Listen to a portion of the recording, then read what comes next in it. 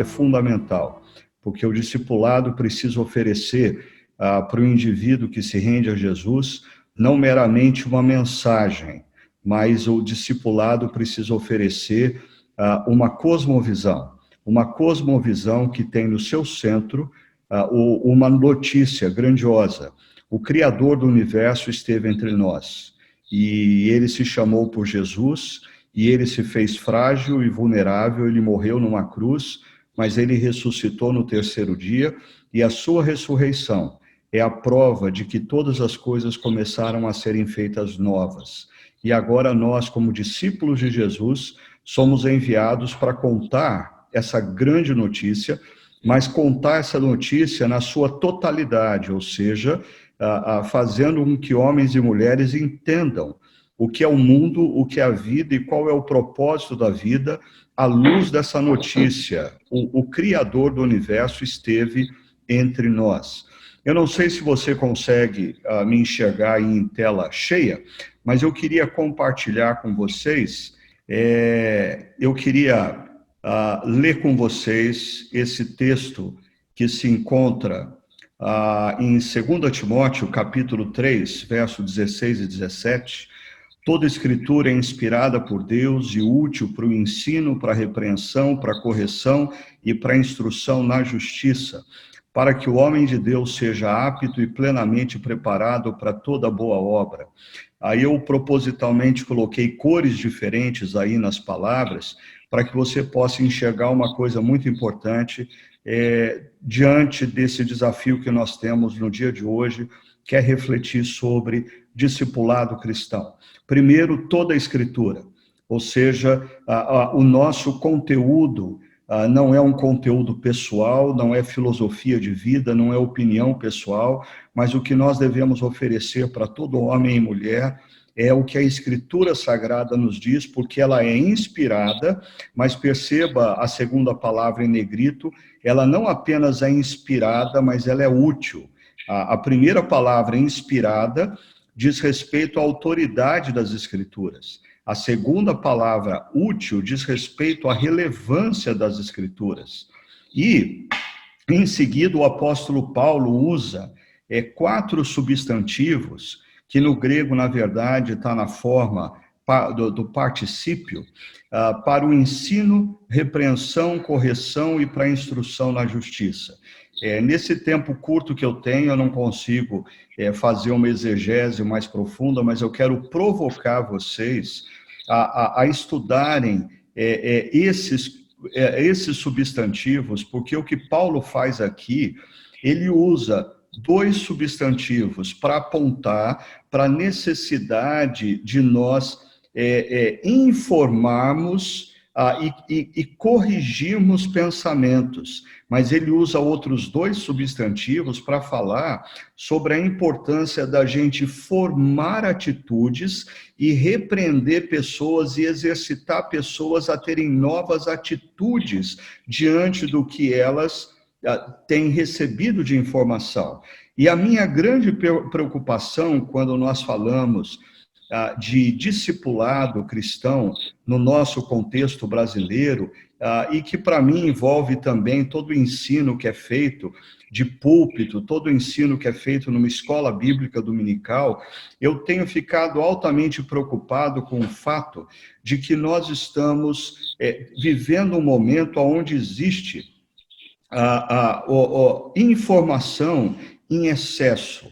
Eu diria, as pessoas da minha comunidade que eu vejo cometendo erros, cometendo deslizes na vida, tomando decisões erradas, a grande maioria dessas pessoas não tem tomado essas decisões erradas e não tem cometido erros porque elas não têm a informação. O grande problema é que nós, no cristianismo ocidental, nos rendemos ao positivismo durante 2 décadas da modernidade, e nós passamos a acreditar que a nossa missão é passar para as pessoas a informação correta, e se nós passarmos a informação correta, tudo está resolvido. E, na verdade, não. Existem cristãos inúmeros que têm a informação correta, mas o grande problema é que eles não têm a vida correta, eles não foram exercitados à prática das boas obras.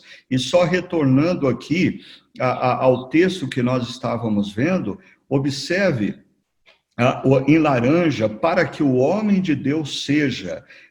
Aí nós temos a preposição grega rina, com o modo subjuntivo que aponta propósito. E é importante você perceber isso, porque a palavra de Deus não nos foi dada com o propósito de ensino, repreensão, correção e instrução. A palavra de Deus nos foi dada com o propósito de que todo homem seja transformado e preparado para toda boa obra. Ensino, repreensão e correção e instrução na justiça são meios através do qual pessoas são transformadas. E eu queria encerrar mostrando para vocês um pequeno gráfico que tem feito eu entender de outra forma o que nós devemos fazer com o que nós chamamos de palavra de Deus. O único problema aqui agora, ok, consegui.